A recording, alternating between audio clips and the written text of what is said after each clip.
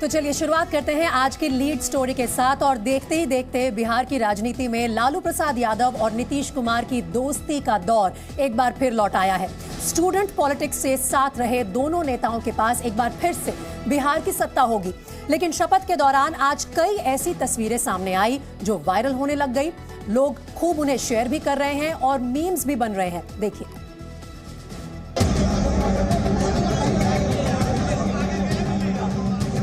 बिहार में राजभवन के अंदर जब नीतीश कुमार शपथ लेने की तैयारी कर रहे थे तो बाहर की तस्वीर कुछ ऐसी थी। तेजस्वी यादव के कुछ समर्थक मछली लेकर पहुंचे थे ताकि शुभ मौके पर अशुभ कुछ भी ना हो। राजभवन के बाहर लोग रंग बिरंगे पोशाक में नजर आ रहे थे। समर्थक बग्घी पर जश्न में शामिल होने आए।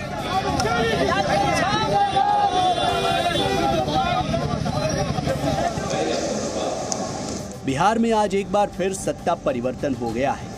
हालांकि ये ऐसा परिवर्तन है जिसमें मुख्यमंत्री का चेहरा वही नीतीश कुमार है, लेकिन बाकी किरदार बदल गए।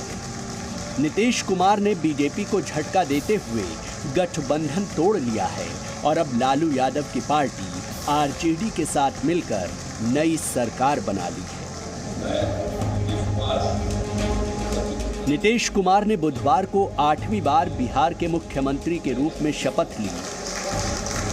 उनके साथ आरजेडी नेता तेजस्वी यादव ने डिप्टी सीएम के रूप में शपथ ली।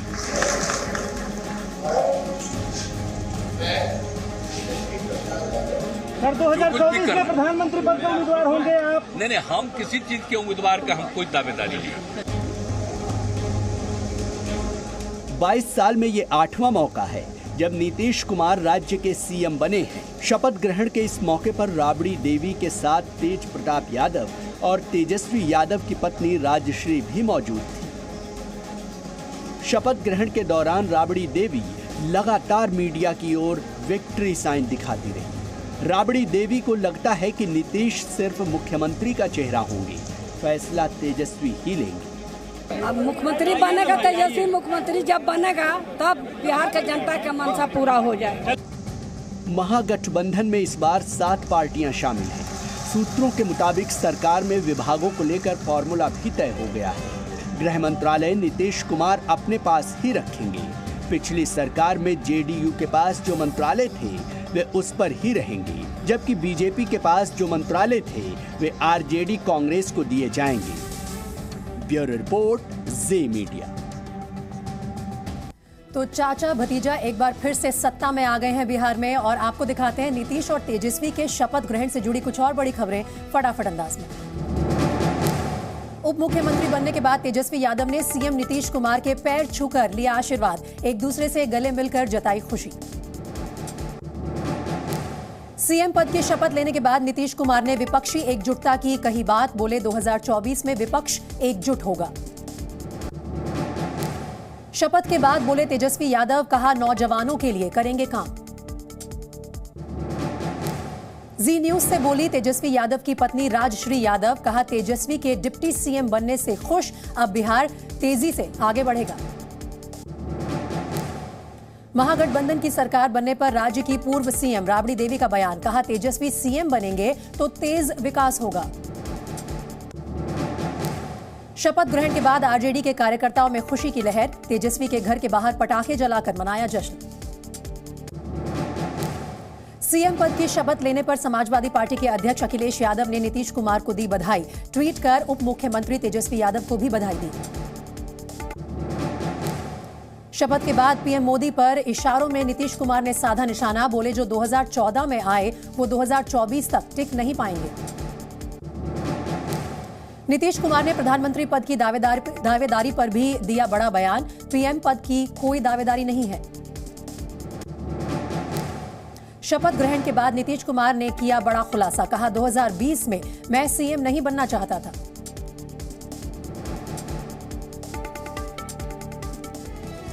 उधर नीतीश कुमार के एक्शन से बीजेपी आज सड़क पर आ गई है। बीजेपी विश्वासघात दिवस बना रही है।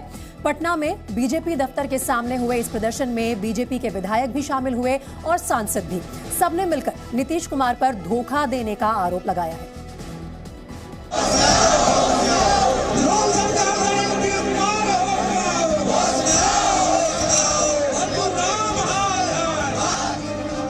बिहार में बीजेपी दफ्तर के बाहर की ये तस्वीर है। हर घर तिरंगा की तैयारी में जुटे भारतीय जनता पार्टी के नेताओं ने सोचा भी नहीं था कि तिरंगा उत्सव से पहले धरना प्रदर्शन करना होगा। भारतीय जनता पार्टी के नेता गुस्से में हैं। बीजेपी को एहसास तक नहीं हुआ और नीतीश कुमार गठबंधन तोड़कर निकल लिए। विधायक से लेकर सांसद तक इस प्रदर्शन में शामिल हुए। धरना है यहाँ पर क्योंकि जिस तरह का व्यवहार हम लोगों के साथ हुआ है ये दुर्भाग्यपूर्ण है और पूरे देश की जनता देख रही है कि किस तरह से व्यवहार किया गया है। मजबूत विपक्ष की भूमिका निभाएंगे, पूरी ताकत से जो हम लोगों ने काम किया जनता के बीच में ले जाएंगे। नीतीश कुमार अक्सर साथी बदलते रहे हैं, लेकिन जब भी वो ऐसा करते हैं उनके साथी चौंक जाते हैं। इस बार भी ऐसा ही है। बीजेपी याद दिला रही है नीतीश और लालू के पुराने बयानों को, किस तरह दोनों एक दूसरे पर हमलावर थे। विरोध के अलावा बीजेपी फिलहाल कुछ कर नहीं सकती। 11 अगस्त यानी कल जिला और ब्लॉक के सामने भी बीजेपी धरना प्रदर्शन करने वाली है। नीतीश कुमार के धोखे से आहत बीजेपी विश्वासघात दिवस मना रही है, लेकिन जेडीयू का कहना है कि स्थिति के लिए जिम्मेदार बीजेपी है। हम लोगों के लोगों ने उनको सपोर्ट किया और उनकी तरफ से जेडीयू को हराने ही की सब बात हो गई। सबसे पूछिए, हम तो तब तक कुछ नहीं, हम तो चाहते भी नहीं थे बनना, लेकिन हमको लोगों के मान लिया। लेकिन अब जो पार्टी के सब लोगों से बात होती रही है, सबके मन में था नहीं, तब फिर हम लोग चले गए अपना। बिहार की सियासत का नया अध्याय शुरू हो गया है। न चुनाव हुआ, न किसी पार्टी के विधायकों ने दल बदल किया, लेकिन फिर भी बिहार में आज सरकार बदल गई। सबसे दिलचस्प बात यह रही कि सीएम का चेहरा नहीं बदला। ब्यूरो रिपोर्ट, जी मीडिया। और नीतीश और तेजस्वी के शपथ ग्रहण के बाद बीजेपी और जेडीयू के बीच अब आरोप प्रत्यारोप का दौर चल रहा है। आइए अब आपको दिखाते हैं बिहार के सियासी घमासान से जुड़ी कुछ और बड़ी खबरें खटाखट अंदाज में। बिहार में महागठबंधन सरकार के खिलाफ बीजेपी का महाविरोध प्रदर्शन। नीतीश कुमार के खिलाफ सड़कों पर उतरे बीजेपी के कई बड़े नेता। केंद्रीय मंत्री गिरिराज सिंह ने नीतीश कुमार पर साधा निशाना, कहा अगर हिम्मत हो तो 2014 की तरह अकेले चुनाव लड़े नीतीश।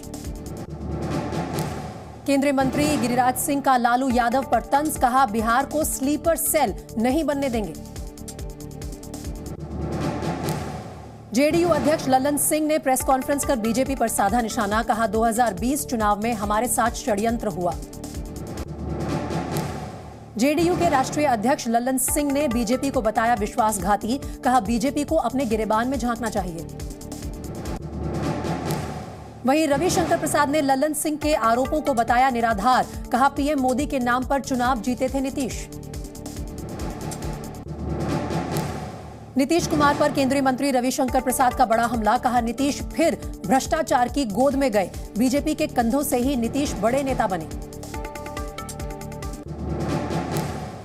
बीजेपी नेता सुशील कुमार मोदी का नीतीश पर हमला, कहा सिर्फ दिखाने को मुख्यमंत्री होंगे नीतीश, तेजस्वी होंगे असली मुख्यमंत्री। और अब आपको इस वक्त की बड़ी खबर बता दें, प्रधानमंत्री के बयान पर केजरीवाल का पलटवार आया है। केजरीवाल ने पलटवार करते हुए कहा है कि टैक्स पेयर से टैक्स लेकर चंद दोस्तों के बैंक के कर्ज माफ करने से धोखा महसूस करते हैं। अच्छी और फ्री शिक्षा से धोखा नहीं होता, फ्री इलाज से टैक्स पेयर्स के साथ धोखा नहीं होता, 10 लाख करोड़ का कर्ज माफ करने से धोखा होता है। अरविंद केजरीवाल का पलटवार है ये प्रधानमंत्री मोदी के रेवड़ी बांटने वाले बयान पर।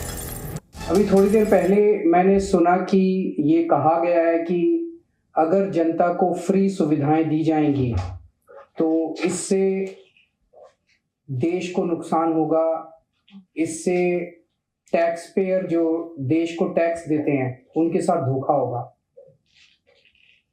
मुझे लगता है कि टैक्स पेयर के साथ धोखा तब होता है जब उनसे टैक्स लेके और उस टैक्स के पैसे से अपने चंद दोस्तों के बैंकों के कर्जे माफ किए जाते हैं। तो टैक्स पेयर देखता है, सोचता है यार पैसा तो लिया था मुझसे और ये कह के लिया था कि आपके लिए सुविधाएं बनाएंगे और मेरे पैसे से अपने दोस्तों के कर्जे माफ कर दिए। पूरे देश का टैक्स पेयर धोखा महसूस करता है। टैक्स पेयर देखता है कि यार मेरे से टैक्स लिया, मेरे से तो टैक्स लिया, पूरे देश के अंदर खाने पीने की चीजों पे जीएसटी लगा दिया, दूध पे जीएसटी लगा दिया, छाछ पे जीएसटी लगा दिया, दही पे जीएसटी लगा दिया, और अपने दोस्तों के बड़े बड़े अमीर दोस्तों के टैक्स माफ कर दिए, उनको टैक्स में रिलीफ दे दिया, रिबेट दे दिया टैक्स के अंदर बड़े बड़े लोगों को। तो एक आम आदमी सोचता है यार हमसे तो धोखा हो गया। तो टैक्स पेयर के साथ धोखा इससे नहीं होता कि हम उनके बच्चों को अच्छी और फ्री शिक्षा देते हैं। टैक्स पेयर के साथ धोखा इससे नहीं होता कि हम देश के लोगों का फ्री में अच्छा इलाज कराते हैं। टैक्स पेयर के साथ धोखा तब होता है जब अपने दोस्तों के कर्जे माफ करते हैं। 10 लाख करोड़ रुपए के अगर कर्जे माफ नहीं किए जाते तो मैं समझता हूं आज देश इस तरह से घाटे की स्थिति में नहीं होता। हमें दूध दही के ऊपर जीएसटी लगाने की जरूरत नहीं पड़ती। पर यह मुद्दा अच्छा उठा है और मेरी ये मांग है कि देश के अंदर रेफरेंडम कराया जाए। एक रेफरेंडम ये कराया जाए, लोगों से पूछा जाए कि भाई आप टैक्स देते हो, इस देश का गरीब से गरीब आदमी भी टैक्स देता है जीएसटी के जरिए, बाजार से कुछ खरीद के लाता है उस पर जीएसटी देता है। देश के अंदर ये रेफरेंडम कराया जाए, क्या सरकारी पैसा एक परिवार के लिए इस्तेमाल होना चाहिए? एक पार्टी है जो चाहती है कि सारा सरकारी पैसा एक परिवार के लिए इस्तेमाल हो। जनता से पूछा जाए क्या सरकारी पैसा एक परिवार के लिए इस्तेमाल होना चाहिए? दूसरा मॉडल है, दूसरी विचारधारा है, क्या सरकारी पैसा कुछ चंद दोस्तों के लिए इस्तेमाल होना चाहिए? और तीसरा, क्या सरकारी पैसा इस देश के आम लोगों को सुविधाएं देने के लिए, अच्छी शिक्षा, अच्छे स्कूल, अच्छे अस्पताल, अच्छी सड़कें बनाने के लिए इस्तेमाल होना चाहिए? इस देश के अंदर एक रेफरेंडम होना चाहिए। ये जो एक माहौल बनाया जा रहा है कि जनता को फ्री की सुविधाएं देने से देश को नुकसान होगा, फिर सरकार का काम क्या है? अगर जनता को जितना टैक्स लेती है उससे जनता को ही सुविधाएं नहीं देंगे और सारी सुविधाएं अपने दोस्तों को देंगे, ये तो धोखा हो जाएगा। तो फ्री की राजनीति के इल्जाम पर आपने सुना अरविंद केजरीवाल का पलटवार। इससे पहले पीएम मोदी ने क्या कहा था ये भी आपको बताते हैं। पीएम मोदी ने कहा था कि राजनीति में ही स्वार्थ होगा तो कोई भी आकर पेट्रोल और डीजल भी मुफ्त देने की घोषणा कर सकता है और ऐसे कदम हमारे बच्चों से उनका हक छीनेंगे। स्वार्थ भरी नीतियों से टैक्स पेयर का बोझ बढ़ेगा। कुछ लोगों ने राजनीतिक स्वार्थ के लिए शॉर्टकट अपनाया। समस्याओं को टालने वाले स्थायी समाधान नहीं कर सकते। साथ ही प्रधानमंत्री ने कहा कि शॉर्टकट अपनाने से शॉर्ट सर्किट होता है। साथियों, अगर राजनीति में ही स्वार्थ होगा तो कोई भी आकर पेट्रोल डीजल भी मुफ्त देने की घोषणा कर सकता है। ऐसे कदम हमारे बच्चों से उनका हक छीनेंगे, देश को आत्मनिर्भर बनने से रोकेंगे।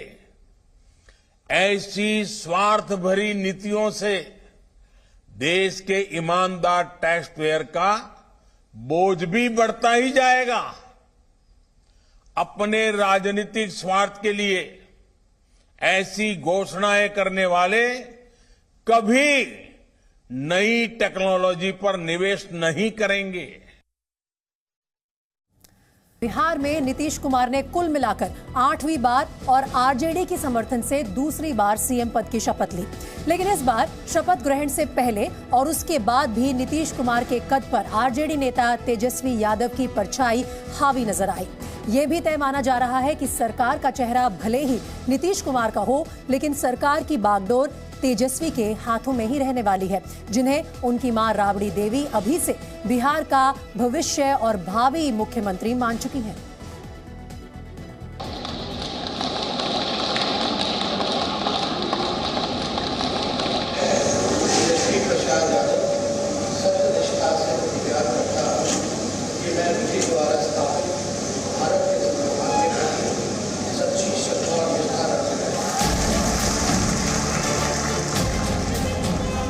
बिहार की ये तस्वीर बहुत कुछ बयां करती है। नीतीश कुमार के साथ दूसरी बार डिप्टी सीएम का शपथ लेने के बाद तेजस्वी यादव ने अपना सिर उनके कदमों में झुकाया तो नीतीश कुमार ने फौरन उनका हाथ थामा और फिर गले से लगा लिया। देखने में यह सामान्य शिष्टाचार था, जिसमें यह संदेश भी बहुत साफ था कि बिहार की राजनीति में अब तेजस्वी यादव का कद काफी बड़ा हो चुका है। शपथ ग्रहण के बाद तेजस्वी यादव की पत्नी राजश्री खुश थी, लेकिन उनकी मां राबड़ी देवी के लिए असली खुशी का मौका आना अभी बाकी है। बहुत अच्छा लग रहा है, बहुत खुशी है सबको, पार्टी को भी। बहुत अच्छा होगा, नीतीश जी और तेजस्वी यादव मिल के बहुत अच्छा काम करेंगे। मुख्यमंत्री बनेगा तेजस्वी, मुख्यमंत्री जब बनेगा तब बिहार के जनता का मनसा पूरा हो जाए। राजनीति में सीएम की कुर्सी तक पहुंचने के लिए खुद को राजनेता साबित करने की जरूरत होती है और इस बार के सियासी उलटफेर में तेजस्वी ने हर मौके पर खुद को राजनेता के तौर पर ही पेश किया। शपथ ग्रहण से एक दिन पहले जब वो नीतीश कुमार के साथ राजभवन से निकले तो तेजस्वी के तेवर देखने लायक थे। उन्होंने नीतीश कुमार के बगल में खड़े होकर बिना कुछ कहे जता दिया कि बिहार के नए किंग मेकर वही है। हमारे यहाँ 5 दलों की बैठक हुई महागठबंधन की और हमको जिम्मेवारी दी गई निर्णय लेने की। तो हमने यही बोला कि मुख्यमंत्री जी अगर कोई निर्णय लेते हैं उसके बाद हम अपना निर्णय लेंगे। इन्होंने निर्णय लिया बिहार के हित में, नेशनल इंटरेस्ट में, लोकतंत्र बचाने के लिए, संविधान बचाने के लिए, अमन चैन गंगा जमुना तहजीब बचाने के लिए। तो इसलिए, और हम लोग तो समाजवादी लोग हैं, हमारे पुरखों की जो विरासत है वो कोई और ले जाएगा क्या? ये हमारे पास रहेगा।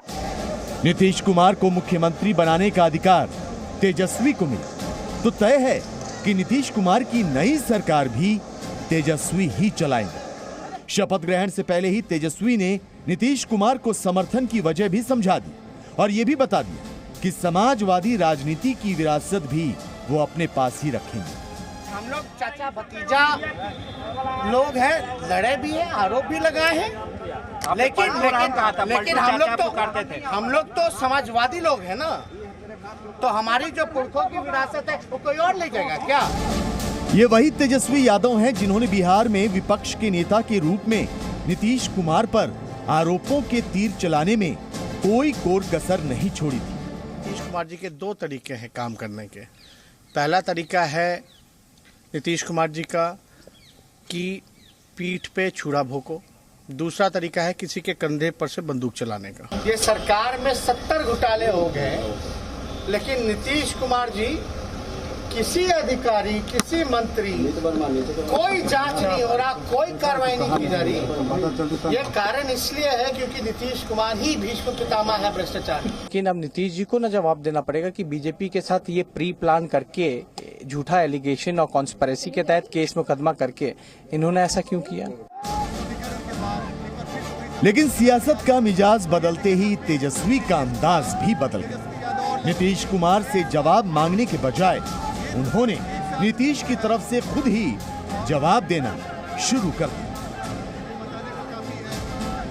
देश में अगर सबसे कोई अनुभवी मुख्यमंत्री है तो नीतीश कुमार जी, सबसे अनुभवी, परिपक्व, काम तो किया ही, ऐसा कोई इनकार नहीं सकता। अब असली अग्नि परीक्षा नीतीश कुमार के सामने है, क्योंकि 5 साल पहले उन्होंने भ्रष्टाचार के जिन आरोपों पर आरजेडी से गठबंधन तोड़ा था, उन आरोपों से लालू यादव के परिवार का पीछा अब तक नहीं छूटा है।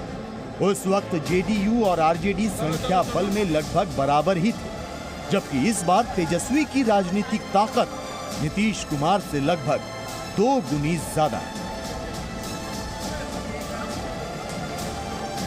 नीतीश जी तो केवल जिसको टिटुलर हेड कहते हैं वो दिखावे के मुख्यमंत्री होंगे। उनकी संख्या 80 है, तो दिखावे के मुख्यमंत्री रहेंगे नीतीश कुमार और असली मुख्यमंत्री होगा तेजस्वी प्रसाद यादव। तेजस्वी अब बिहार की राजनीति में अनाड़ी भी नहीं रहे। 2020 का विधानसभा चुनाव अकेले लड़कर उन्होंने आरजेडी को सबसे बड़ी पार्टी बनाया। ये आत्मविश्वास उनकी बातों में झलकता है। गठबंधन की नई सरकार में संख्या बल के हिसाब से आरजेडी के मंत्रियों की संख्या भी ज्यादा ही होनी। अब अगर नीतीश कुमार को समर्थन देने का अधिकार पार्टी ने तेजस्वी को सौंपा था, तो जाहिर है कि पार्टी के नेताओं को मंत्री बनाने का फैसला भी तेजस्वी ही लेंगे। ऐसे में बिहार की नई सरकार में नीतीश कुमार की कितनी चलेगी, ये समझना बहुत मुश्किल नहीं। ब्यूरो रिपोर्ट, जी मीडिया। तो आखिर इस नई सरकार का असली लीडर कौन होगा? वैसे अगर बीजेपी की सुने तो वो भी यही कह रहे हैं कि बिहार की नई सरकार का चेहरा नीतीश कुमार होंगे, लेकिन सरकार चलाएंगे तेजस्वी यादव। हालांकि सवाल ये है कि क्या महागठबंधन की ये सरकार करीब 2.5 साल तक आराम से चल पाएगी? क्या नीतीश कुमार का बीजेपी से कन्नी काटकर आरजेडी का दामन थामना बिहार की जनता के लिए फायदेमंद साबित होगा? सवाल इसलिए क्योंकि अब तक बिहार में डबल इंजन की सरकार थी, केंद्र में मौजूद बीजेपी का समर्थन हासिल था, लेकिन अब नीतीश कुमार ने उन पार्टियों का दामन थामा है जिन पर वो खुद भ्रष्टाचार के आरोप लगातार लगाते रहते थे। देखिए महाशपथ के बाद नई सरकार के अग्निपथ पर हमारी ये रिपोर्ट।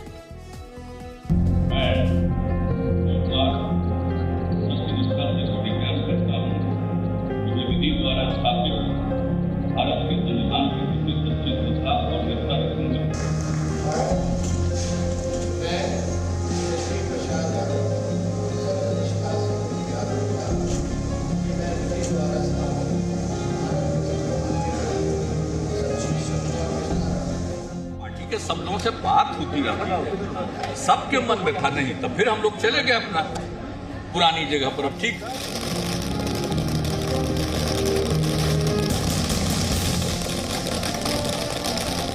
कोई मछली लेकर आया था, कोई बग्घी के साथ आया था, कोई मारी खुशी के झूम रहा था, कोई पटाखे फोड़कर जश्न मना रहा था।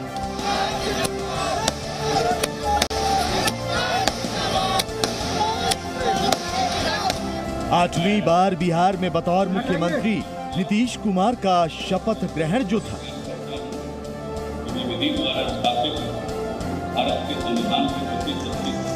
तो उससे भी बड़ी बात यह कि एक बार फिर पुराने सहयोगी रहे आरजेडी के साथ मिलकर सुशासन बाबू सरकार बना रहे थे, जिससे उन्होंने 2017 में गंभीर आरोप लगाते हुए किनारा कर लिया था। अपने दल के सब लोगों को ये फीलिंग है कि ठीक नहीं है, ठीक नहीं है। हम लोगों के लोगों ने उनको सपोर्ट किया और उनकी तरफ से जेडीयू को हराने ही की सब बात हो गई। सबसे पूछिए, हम तो तब तक कुछ नहीं, हम तो चाहते भी नहीं थे बनना, लेकिन हमको लोगों के मान लिया। लेकिन अब जो पार्टी के सब लोगों से बात होती रही, सबके मन में था नहीं, तो फिर हम लोग चले गए अपना पुरानी जगह पर। अब ठीक आज देख लीजिए, बिहार में वो कर दिखाया जो देश को करना है और एक दिशा दिखाई है। और हमारी चर्चा, क्योंकि हमारी तो लड़ाई बेरोजगारी को लेकर के रही है, आदरणीय मुख्यमंत्री जी का जो निर्णय रहा, उससे हम लोगों को एक मौका मिला कि अब जनता के प्रति, नौजवानों के प्रति जो दुख दर्द है उसको दूर किया जाए। बिहार की सियासत में एक बार फिर से बदलाव हुआ और बिना शोर शराबे के सियासत ने नई करवट ली। नीतीश आरजेडी के साथ एक बार फिर बिहार की कुर्सी पर काबिज हो, लेकिन सवाल ये कि आरजेडी के घोषणा पत्र पर सवाल उठाने, आरजेडी की नीतियों की मुखालफत करने, भ्रष्टाचार का विरोध करने वाले नीतीश कुमार क्या उसी के साथ मिलकर बिहार में विकास की लालटेन जला पाएंगे?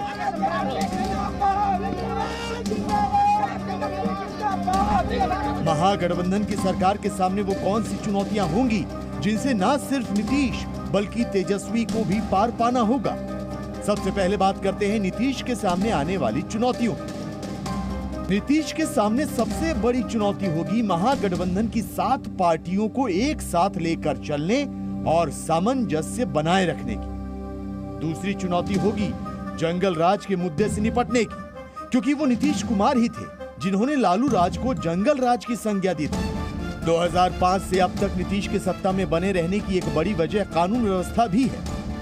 तीसरी चुनौती होगी बिहार के विकास की, क्योंकि अब तक बिहार में डबल इंजन की सरकार थी और विकास के मुद्दे पर जेडीयू बीजेपी के साथ मिलकर काम कर रही थी। नीतीश के सामने चौथी चुनौती होगी केंद्रीय एजेंसियों से निपटने की।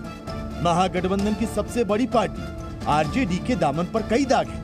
लालू और तेजस्वी यादव पर कई केस भी चल रहे हैं। और हम रोज रोज आपको स्मरण कराते रहेंगे कि आपका 10 लाख नौकरियों का वायदा था, आप उस वायदे को पूरा कीजिए। और मित्रों ने एक और वायदा किया था कि किसानों का कर्ज माफ करेंगे। तो बिहार का किसान आपसे जानना चाहता है कि आप किसानों का कर्ज कितने दिनों में माफ करेंगे।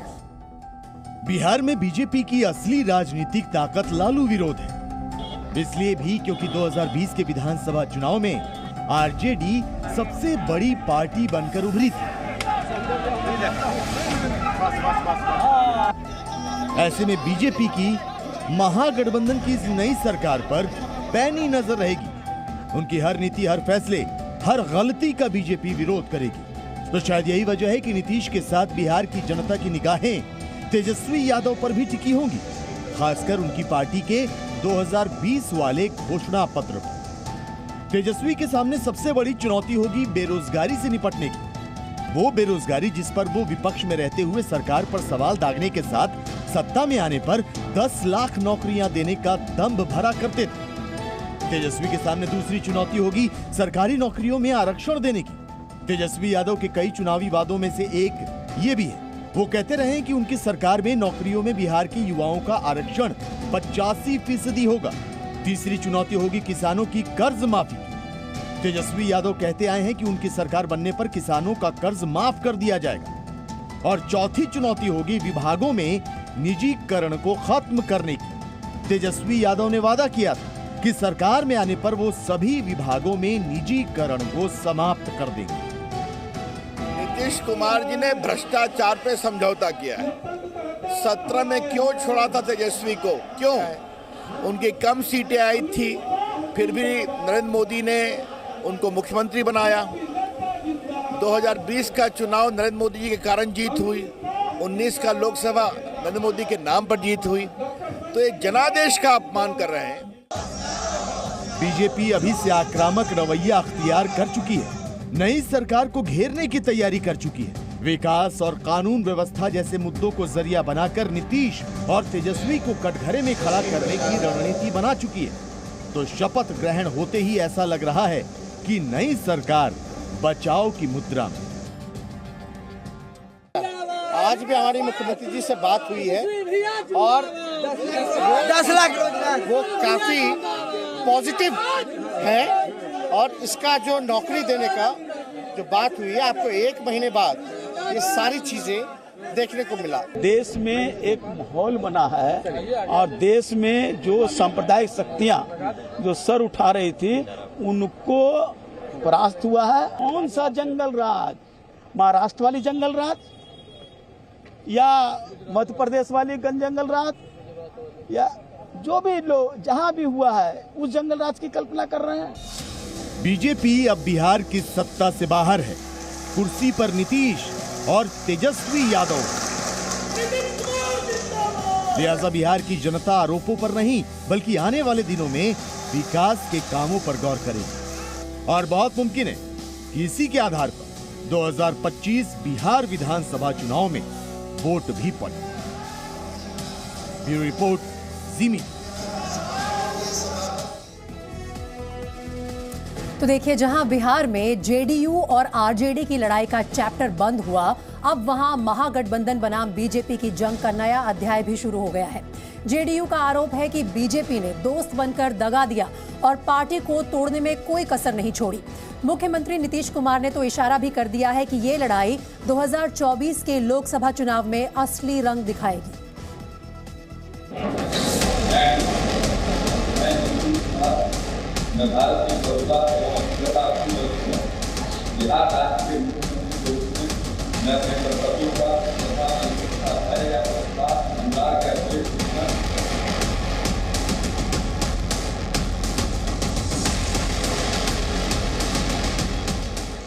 बिहार में एनडीए के टूटने और महागठबंधन के फिर से सत्ता में आने की असली कहानी अब धीरे धीरे सामने आ रही है। इसकी शुरुआत जेडीयू की अंदरूनी कलह के रूप में हुई थी। पूर्व केंद्रीय मंत्री और जेडीयू के पूर्व अध्यक्ष आरसीपी सिंह ने नीतीश कुमार के खिलाफ मोर्चा खोला तो जेडीयू ने पहली बार आरोप लगाया कि आरसीपी सिंह को तो बीजेपी के चाणक्य अमित शाह ने मोहरा बना लिया। एक आदमी को हम जिम्मा दे दिए, आप फिर उसी आदमी के बारे में सबसे पूछिए। पार्टी के तरफ रहने के बजाय कहीं और दिमाग चले। अमित शाह जी से उनकी बातचीत हुई, अमित शाह जी ने उनको कहा कि आप ही के नाम पर सहमति है, तो अगर जदयू का मंत्री भारतीय जनता पार्टी तय कर रहा था तो ये तो मालूम है ना कि आप क्या कर रहे थे। बीजेपी की नेता इन आरोपों को झूठ का पुलिंदा बता रहे हैं। उनका दावा है कि आरसीपी सिंह को नीतीश कुमार की मर्जी से ही मंत्री बनाया गया था। जेडीयू नेताओं का दावा है कि बीजेपी उनकी पार्टी को खत्म करने में जुटी थी, जिसकी शुरुआत 2020 के विधानसभा चुनाव में ही हो गई थी। हम लोगों के लोगों ने उनको सपोर्ट किया और उनकी तरफ से जेडीयू को हराने ही की सब बात हो गई। सबसे पूछिए, हम तो तब तक कुछ नहीं, हम तो चाहते भी नहीं थे बनना। मित्र पार्टी के द्वारा जिस तरह से जनता दल यू के साथ व्यवहार किया गया, जिस तरह से वैचारिक प्रतिबद्धता के सवालों को उठाया गया, उसको लेकर के टकराव बढ़ा और उसी का नतीजा ये लोक जनशक्ति पार्टी की आड़ लेकर के जनता दल यू को कमजोर करने का निरंतर प्रयास किया। इस पर बीजेपी के नेताओं ने भी तीखा पलटवार किया। उनका दावा है कि 2020 में अगर प्रधानमंत्री मोदी का साथ न होता तो जेडीयू की और दुर्गति होती। मुख्यमंत्री भारतीय जनता पार्टी ने बनाया, उन्हें पहली बार और अंतिम बार भी। अगर उनको अपनी लोकप्रियता का इतना ही अहंकार है तो आए।